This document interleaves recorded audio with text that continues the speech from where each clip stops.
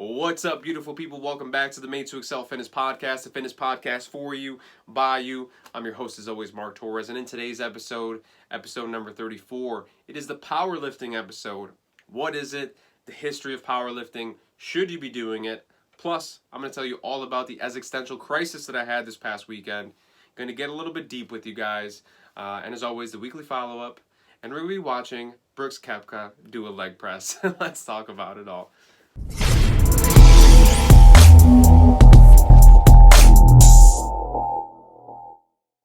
What's up, guys? Welcome to the show. It is Monday, October 25th.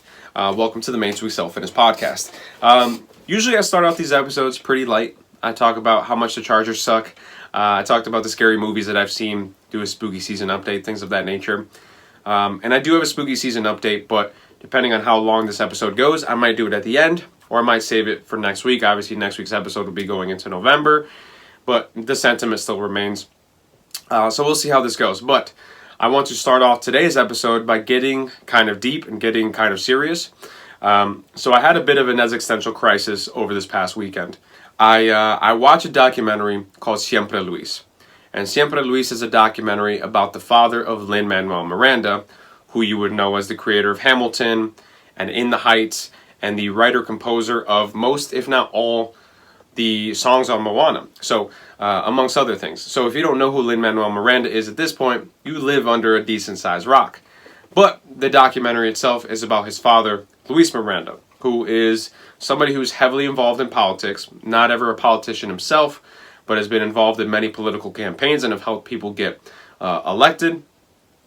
He's an advocate for Puerto Rican rights, and he was a big integral part of getting Hamilton off the ground back when Lin was a nobody. So if any of those things pique your interest, definitely check out the documentary Siempre Luis. It's on HBO. But the way the documentary starts out is Luis Miranda has a heart attack, and they're in the hospital after the heart attack has happened, and the doctor asks, what is your lifestyle like? Are you getting enough sleep? Is your life low stress? How's it going? And his wife is there with him, and she says, well, Luis definitely doesn't get enough sleep. And they insinuate that he has a very high-stress life. And that is a segue that they use to go into Luis's story. And one of the main things, it's a very interesting story, but one of the main things that he does in this documentary is they're trying to get Hamilton to play in Puerto Rico. And this is after Hurricane Maria hit. It was a fundraising effort. They wanted to raise money. They also wanted to rebuild the theater that they wanted to perform at. They wanted to bring tourism to Puerto Rico after the hurricane had happened. But it ended up being a logistical nightmare. They had protests. The theater that they wanted to do it at was severely damaged. They had to fix it in the process of trying to get the show up. So logistically, it was a nightmare, and Luis was a big part of that. And there was days where he would go home at like 11, 12 o'clock at night, and he would have to wake up at 4, 5, 6 o'clock in the morning. And when he got home, his wife would be like, yo, dude, go to sleep. Like, you got to wake up early tomorrow. And Luis would say, I haven't read emails all day. I got to read my emails. So he would crank another cup of coffee and go towards reading his emails, spend another hour up going through emails. So he's obviously not getting enough sleep. He's obviously, they kind of insinuated throughout the whole movie, he's digging himself an early grave. No sleep, lots of stress. I don't know what his diet and his fitness regimen is like, but, the other habits in his life are relatively unhealthy. And eventually they get it done. Eventually Hamilton does go on in Puerto Rico, and that's a great success. But, there's always this lingering kind of question of Luis's health in the back of everybody's mind. And at the end of the documentary, he says, I've got a lot in my life that I still want to accomplish. I'm not ready to die yet, so I'm going to do what it takes for me to not die. And he does say, but outside of that, once I do die, that is my final sleep. That is an eternal sleep. I'm gone forever. So I do want to make sure that when I am on this planet, I do something with my time that is meaningful. I do something with my time that I'm going to be proud of, whatever he says in that manner. It's pretty much the same concept of, I'll sleep when I die. But when people say that, it doesn't have such a profound effect. Just the way that Luis said that, he's like, my final sleep will be eternal sleep. It'll be forever. So I want to make sure that I spend my time wisely on this earth. And that shit shook me, right? the idea of my own mortality started to creep into my mind. And I'm generally not an anxious person, but I had this anxiety filled, like, not the entire day, but a few hours. I was like, oh my God, like eventually, obviously everybody's going to die. Eventually I'm going to die. And I started thinking about my own priorities. I started to think about how I spend my life. Is my life something that when it's all said and done, I'm going to be happy the way I spent it? And really, those anxiety-driven hours, what I got out of it was the importance of balance and the importance of not stressing the little things.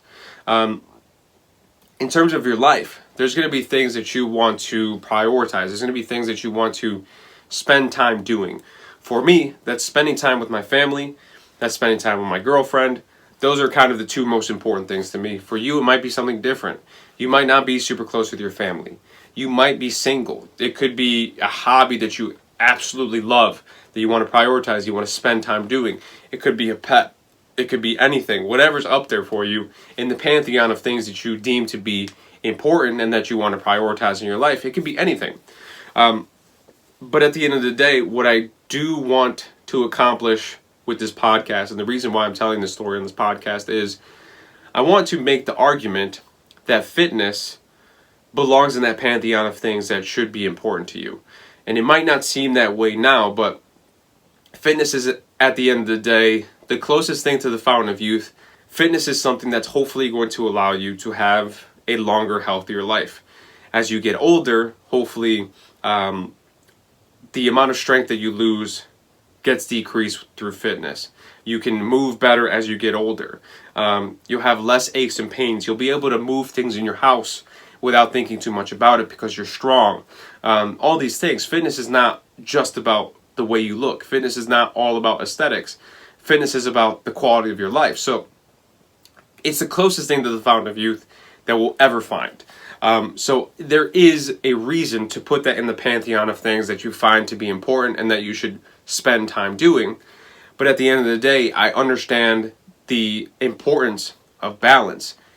The thing that people miss the boat on the most when it comes to fitness is that fitness is more or less a puzzle piece.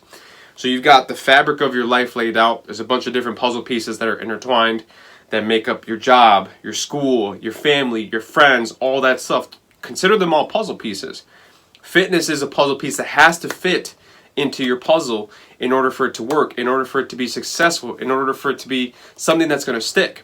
More times than not, people are trying to force fitness into their life. They're trying to force X amount of workouts because that's what their friend told them. They're trying to force a specific diet because that's what their friend does or their family does. They're trying to force things into their life. And it's like trying to fit a square peg into a round hole. You can mash it all you want. It's never going to go in. So you've got to find the puzzle piece that's going to fit into your life perfectly, that's going to give you the most success, whatever that ends up being for you. So finding a way to balance the things in the pantheon of things that you find to be important for you, that you find to be stuff that you want to spend time doing, finding the puzzle piece that is fitness that's going to fit those things perfectly is going to be ultimately what gives you the best success. And I've talked about this plenty of times in this podcast, but I think this is the first time that I've seen it so clearly. This is the first time that hopefully I can explain it to you as clearly as possible and hopefully with the best results. So it's all about balance. It's all about finding the puzzle piece that fits your life the best. And it's all about, like I said, not stressing out over the little things. I find myself on a day-to-day basis stressing about things that don't matter. Stressing about, did I work out enough this week? Did I spend too much money on Taco Bell? Did the podcast come out well enough? None of these things end up mattering. When I thought about my mortality, I didn't think, oh shit, I've got 40 or 50 years left to bench 300 pounds. Doesn't fucking matter. It's all about, did I spend enough time with my family? Did I spend enough time with my girlfriend? Did I spend enough time with the people that I love? And those things might be different for you, the things that you put in your pantheon of things that are important to you. Those are the things that ultimately are going to end up mattering. The rest of it doesn't matter too much. Don't stress over it too much. So hopefully if there's one thing that comes out of this existential crisis, that for you, this idea and this concept of fitness actually being a puzzle piece that should fit perfectly into your life, hopefully that resonates with you guys. And you try to find a way to incorporate fitness because it is important, but in a way that's going to be balanced to you, that doesn't detract from other things in your life. That's really going to give you the best success. But enough getting deep, enough being sad, enough being emotional. Let's get into today's show. So today's show is part 2 of training styles. This one's all about powerlifting. Same format as last week. I'm going to read the Wikipedia page, read what is powerlifting, the history, then I'm going to go into the training style, the training emphasis, program, pros and cons, things of that nature. All right. Whew. Got deep there for a second. So, powerlifting. Wikipedia page here, shockingly, is a little bit bulkier, at least it feels that way, than the bodybuilding page. So, let's see. Powerlifting is a strength sport that consists of 3 attempts at maximal weight on 3 lifts, the squat, the bench press, and the deadlift. As in the sport of Olympic weightlifting, it involves the athlete attempting a maximal weight single lift of a barbell loaded with weight plates. Powerlifting evolved from a sport known as odd lifts, which followed the same 3-attempt format but used a wider variety of events akin to strongman competition. Eventually, odd lifts became standardized to the current 3. In competition, lifts may be performed equipped or unequipped, typically referred to as classic or raw lifting in the IPF. Equipment in this context refers to a supported bench shirt or squat deadlift suit or briefs. In some federations, knee wraps are permitted in the equipped but not the unequipped division. In others, they may be used in both. Weight belts, knee sleeves, wrist wraps, and special footwear may also be used but are not considered when distinguishing equipped from unequipped lifting. Competitions take place across the world. Powerlifting has been a Paralympic sport, bench press only, since 1984, and under the IPF is also a world game sport. Local, national, and international competitions have been sanctioned by other federations operating independently of the IPF. The history section is very, very long, so I'm only going to read the first part of it. The roots of powerlifting are found in traditional strength training stretching as far back as ancient Greece and ancient Persian times. The idea of powerlifting originated in ancient Greece, as men lifted stones to prove their strength and manhood. Weightlifting has been an official sport in the Olympic Games since 1896. It's been a very, very long time. The modern sport originated in the United Kingdom and the United States in the 1950s. Previously, the weightlifting governing bodies in both countries had recognized various odd lifts for competition and record purposes. During the 1950s, Olympic weightlifting declined in the United States while strength sports gained many new followers. People did not like the Olympic lifts. In 1958, the AAU National Weightlifting Committee decided to begin recognizing records for odd lifts. A national championship was tentatively scheduled for 1959 but never happened. The first genuine national meet was held in September 1964, which actually wasn't too long ago, under the auspices of the York Barbell Company. Ironically, York Barbell owner Bob Hoffman has been a longtime adversary of the sport, but his company was now making powerlifting equipment to make up for the sales that it had lost on Olympic equipment. Funny how he changes tone. That's something that you're going to see a lot in fitness. It's all about the moolah. Scrolling down here, it goes into supportive equipment. It's all about essentially equipped powerlifting is going to be, you can use like certain accessories that will potentially help you lift heavier weights. Non-equipped is like just you for the most part, without any accessories that could potentially help you lift more. Competition, let's see. A powerlifting competition takes place as follows. Each competitor is allowed 3 attempts on each, the squat, the bench press, and the deadlift, depending on their standing and the organization that they are lifting in. The lifter's best valid attempt on each lift counts towards the competition total. For each weight class, the lifter with the highest total wins, and in many meets, the lifter with the highest total relative to their weight class also wins. If 2 or more lifters achieve the same total, the lighter lifter ranks above the heavier lifter. So 2 people can lift the same amount of weight, but if one's 10 pounds lighter than the other, they're technically stronger. Competitors are judged against other lifters of the same gender, weight class, and age. This helps to ensure that the accomplishments of lifter like Lamar Gant, who deadlifted 5 times his body weight, are recognized alongside with those of Benedict Magnusson, the current all-time deadlift world record holder. I don't know if that's true or not. Benedict, I thought Eddie Hall had the world record deadlift. Could be wrong. Who knows? Comparisons of lifters and scores across different weight classes can also be made using handicapping systems, World Federation. I don't think any of this matters, right? So you get the gist of it. You go to a competition. You're going to do probably majority squat, bench press, deadlift. You're going to have 3 attempts at all of those things, and the highest attempt that you get successfully will count towards your total. The highest total at the end wins, depending on your weight class. And then even compared to your body weight, they might do that as well. So depending on the federation that you're lifting under, depending on the competition setup, it'll change. It'll vary from person to person, or from meet to meet, I guess. All right, so in general, that Wikipedia page is all about the sport of powerlifting. So let's get into the actual training style that is powerlifting. Are there specific lifts unique to powerlifting? Absolutely yes. Obviously, they talked about this in the Wikipedia article. It's all about the bench press, the deadlift, and the barbell back squat. And even some competitions will have you do a strict military press. So it's going to be for sure 3, if not the 4th as well. 3 or 4 specific lifts that are unique to powerlifting. Not unique, but they're powerlifting staples. Training emphasis of powerlifting. Getting as strong and efficient in those 3 lifts as you possibly can.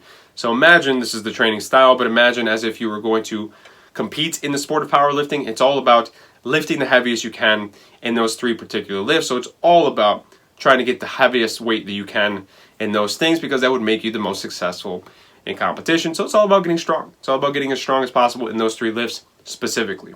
The training style. There's going to be heavier loads for a smaller amount of reps in general.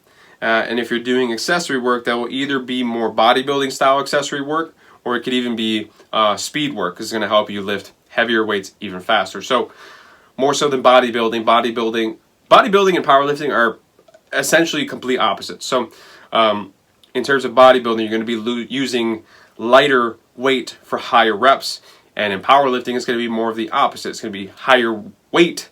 It's going to be higher weight for lower reps. For the most part, you're very rarely going to go past 10 reps in a powerlifting, and you might at some point, but very rarely you're going to go way past that. It's going to be heavier loads for a smaller amount of reps for the most part. Programming. So the programming for a powerlifting style program is going to be typically 3 to 4 days per week. Each day likely going to be focusing on one specific lift. So I talked about 5-3-1 a bunch of episodes back, which is one of the most popular powerlifting style programs that there are on this planet. 5-3-1 is 3 to 4 days per week. So depending on whenever you go into the gym, you're going to be spending almost all your time doing one of the specific lifts. So if you go in on a Monday, it might be bench press day. If you go in on Wednesday, it might be barbell back squat day. If you go in on Friday, it might be deadlift day. If you go on a 4th day, it might be military press day. So it's only 3 to 4 days per week, where you're spending the majority of that day doing one specific lift. Because there's a big emphasis on those lifts in this sport or in this training style. So the pros of a powerlifting style program: number 1, you're going to get really strong. Strength is the name of the game when it comes to powerlifting. Couple that with the fact that most beginners, or at least when you start a program, doesn't matter what it is, the first thing that's going to increase is the strength that you have. And now you have a program that is tailored directly to your strength. You're going to get stronger, hopefully. I wouldn't say a lot stronger, but there should be a significant change in the amount of weight that you can move, because just physiologically speaking, strength is something that just automatically goes up for most beginners, and then you're emphasizing strength, you're going to get stronger. If being stronger is something that's for you, this is 100% one of the best training styles to try. Pro number 2 of a powerlifting style program is that the days per week you're working out is relatively low. It's only 3 to 4 days per week. If you're not a person who can be in the gym 5, 6, 7 days a week, like a bodybuilding style program would have you do, powerlifting, you're only there for 3 days. So days per week, if you're short on time, powerlifting might be a good option. Pro number 3 of a powerlifting style program is, if you're goal driven, this is one of the best training styles for you. In terms of like bodybuilding, the goal of bodybuilding is to build muscle and to look better. But looking better is objective to everybody. Looking better is purely one's own taste, right? You might think you look better, somebody might think you look worse. It's all very objective. So in terms of powerlifting, it's all about how much weight you have on the bar, or how many reps you're doing. So if you go into a gym in February and you're bench pressing 135 pounds, you can state a goal as, I want to lift 160 pounds in the bench press by the end of the year. Depending on how aggressive you are about it, you might show up in September and hit 160 pound bench press, right? 25 pound increase. If you're goal driven, it's very easy to see the through line of goals when it comes to powerlifting. You start at one weight, you end at another weight. You can have short-term goals, you can have long-term goals. It's very easy. There's a bug flying around my room. It's very easy, it better not come over here, to see the through line that is a goal in powerlifting. So you're going to hit PRs often, PR being a personal record. Hopefully you hit PRs often. It's very easy, it's very mentally satisfying to see the numbers go up versus something objective like looking at yourself in the mirror. Do I look better today? I don't know, hard to tell. So if you're goal driven, powerlifting is good for you. The cons of powerlifting. Con number one, there's a little bit of a learning curve. So for most casual gym goers, you've probably done some sort of variation of a chest press, maybe dumbbells, maybe machine. It's relatively all the same. You go to a bench press, there's a little bit of a learning curve with the bench press, not a big one. In terms of squats, you've done some variation of squats. Most people have probably done a barbell back squat in their life. Not a big learning curve when it comes to that. But a deadlift, not many people have deadlift in their life, especially with the barbell. You might have done like a kettlebell deadlift or a dumbbell deadlift. The barbell deadlift is a bit of a learning curve for most people. Most people probably don't do it. So this is a workout that's very easy to mess up. So there's going to be a bit of a learning curve. So if you're a beginner, it's not something that you can just jump into, like I'm going to start powerlifting tomorrow and like go directly into a program. You probably have to learn how to deadlift first so you don't, hurt yourself. So there's a little bit of a learning curve when it comes to powerlifting. Con number two of a powerlifting style program is you're working out less days per week, but those sessions that you're in the gym might end up being longer. So this is going to be totally dependent on how strong of a person you are. So for example, most people's best lift was going to be either the deadlift or the squat. For most people, probably the deadlift. So you can probably lift a significant amount more weight in a deadlift than you can a bench press. Bench press is usually the weakest of the three lifts. So on bench press day, you might not get to a super heavy weight, so you can warm up and get to that working weight very quickly, and you're in and out of the gym in a good amount of time. But if you have a very heavy deadlift, you have a very heavy back squat, it's going to take you longer to warm up to that specific weight, and it might take you longer to get to that working weight. So in turn, it's going to, you're going to be in the gym for longer. So since you're focusing on one main lift and you need lots of rests in between because you're hitting some heavy lifts for smaller amount of reps, you're going to probably spend longer amounts in the gym. The heavier and the stronger and stronger that you get. So something to think about. You're in the gym for less days, but those sessions might actually be longer. So in the grand scheme of things, if you spend 5 days in the gym at 30 minutes a piece, that's 150 minutes a week. If you spend 3 minutes or you spend 3 sessions a week at an hour, that ends up being 180 minutes. So it actually ends up being more time, even though it's less days per week. Something to think about. Con number 3 of a powerlifting style program is there's still not a big performance aspect to this. So obviously in bodybuilding, there's like almost no performance aspect at all. You're not going to become a better athlete when it comes to bodybuilding. In powerlifting, you're going to inevitably get stronger, right? That's the name of the game when it comes to powerlifting. But I can't tell you on how many occasions I've heard people interview NFL players and they say, how much do you bench? And the NFL player says, I haven't benched in a long time. I don't know what my 1 rep max is. When you go to the NFL Combine, they don't have you do 1 rep max of anything. They have you do 225 pounds on a bench press 4 reps, because at the end of the day, there's not a big athletic sort of crossover between powerlifting and performance on a field, on a court, on whatever surface you're playing on. There's not a big crossover there. So at the end of the day, you're going to get stronger, but if you want to get bigger, faster, stronger, everything that's going to lead you to become a better athlete, powerlifting is a little bit better than bodybuilding, but it's still not going to get you all the way there. So not a big performance aspect. It's there, but it's not big. Con number 4 of a powerlifting style program is the chance for injury is a little bit higher. So in terms of powerlifting, you're going to try to push your body to the limit where you are lifting relatively heavy weights and getting really close to your max. So when you're pushing your body like that, there's always a chance of injury. When it comes to bodybuilding, you're using light weights and you're really focusing on your time under tension. You're focusing on the muscle fibers. But when it comes to powerlifting, you're just trying to grind through some weight. So there's a chance that there's going to be a little bit of an increased chance of injury here. So when you're grinding it out and when you're hitting some heavy weights, it's going to be, I'm not going to say it's a big chance of injury because no way to know for sure, but it's definitely an increased chance of injury as it pertains to bodybuilding when it comes to injuring yourself. So if you are somebody who is prone to injury, maybe something to think about when you're thinking about potentially starting a powerlifting program, maybe not pushing it to the limits that other people might push. Con number 5 of a powerlifting style program is you have to do it in a gym that has barbells. The 3 traditional lifts, squat, bench press, deadlift, are all barbell lifts or barbell exercises. So if you're at a gym that you only have dumbbells or you only have a Smith machine, there's a big commercial gym. I'm not going to say the name of it because you guys know what it is. They're very emphatic about not having barbells and not promoting powerlifting style training in their gyms. You know what it is. If you're in a gym like that, there are variations of these 3 lifts that you can do with a Smith machine and with a dumbbell. It's not going to be exactly the same. Doing a squat and a deadlift in a Smith machine is very, very strange. It's kind of an unnatural bar path. But I guess it technically is close enough.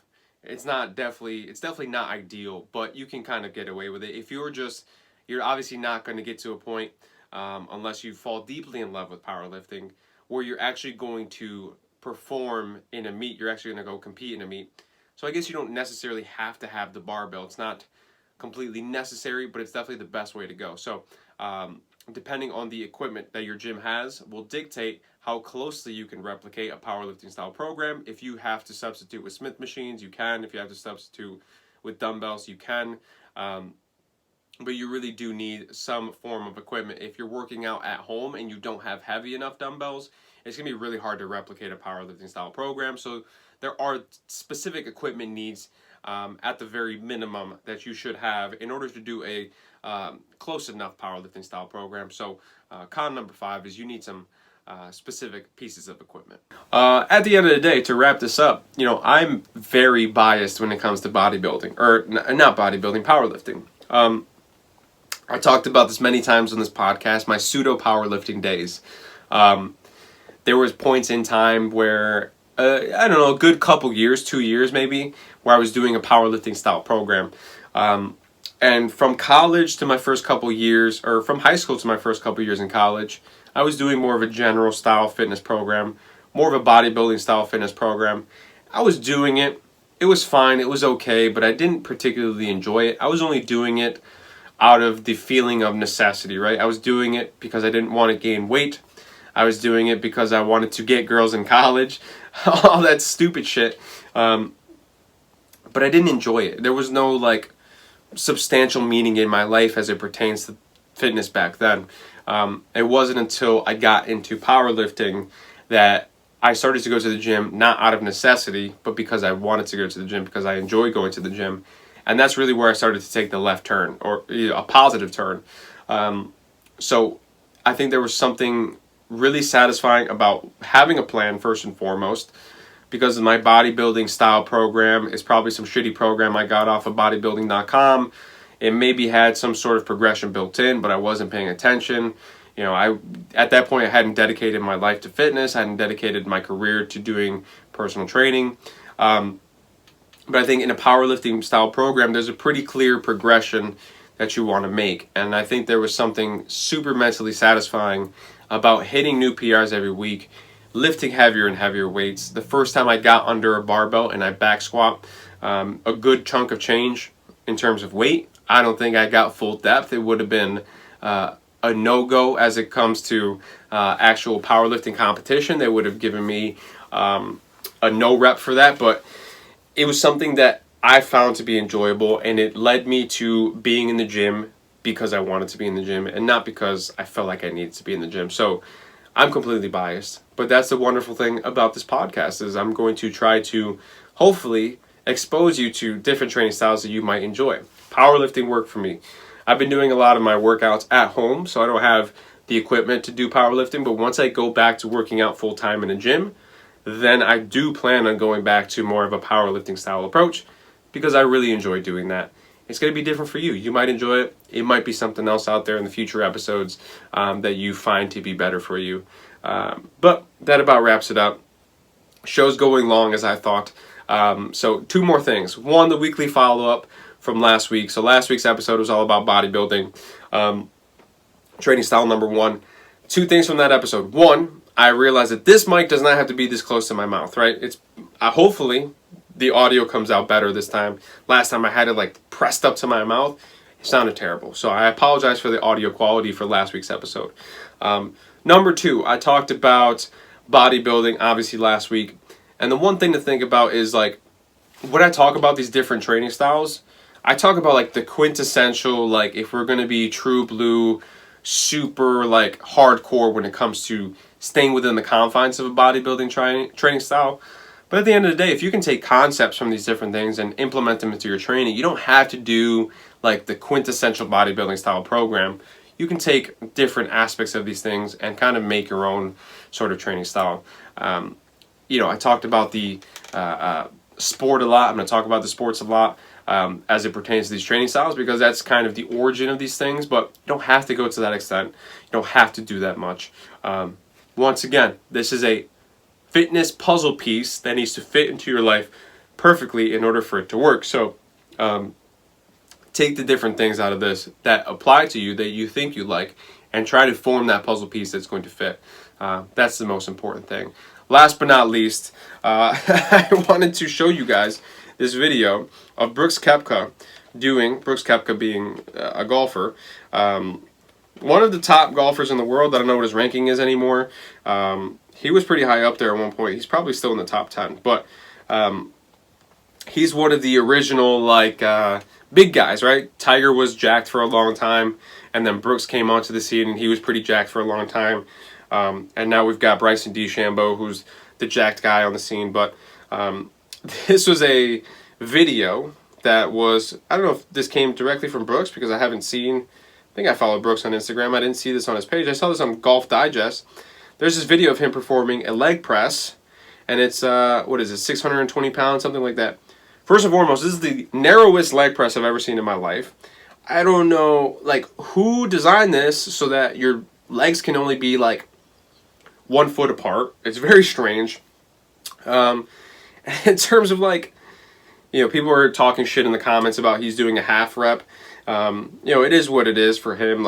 He might be doing something specific. He doesn't need to do a full rep, probably. He's a golfer. He doesn't need to be, super strong. Doesn't need to be super athletic to be good at golf. He obviously is. He's a freak of nature as it pertains to golf, but the half rep is funny, but more so than anything, this man is locking out his knees at the top, and people are shitting on him in the comments as well for this. When you're doing a leg press, please do not lock out your knees like he does right at the very top. I've seen too many videos of people locking out their knees and all of a sudden their knee goes sideways when it's supposed to be going up and down. Your leg is relatively straight. Your knee should never be going sideways, left or right, in any sort of direction. But that wraps up today's show. Hopefully you enjoyed it. If you enjoyed today's show, hit the subscribe button wherever you're listening or watching. YouTube, Apple Podcasts, Spotify, the whole 9. Leave a review, leave a comment. Helps other people find the show. I appreciate and love you all. If you have any questions for the Q&A, hit me up on Instagram at mtefit or send me an email at madetoexcelfitness@gmail.com. I appreciate and love you all. For the final time, stay spooky, my friends. Peace. What's up, Mark? How you doing, man? Hunter Henry, LA Charger tight end. Best big time shout out to your fitness podcast, the Made to Excel Fitness podcast. So super cool, man. Got a lot going on. Bolt ganger, don't bang.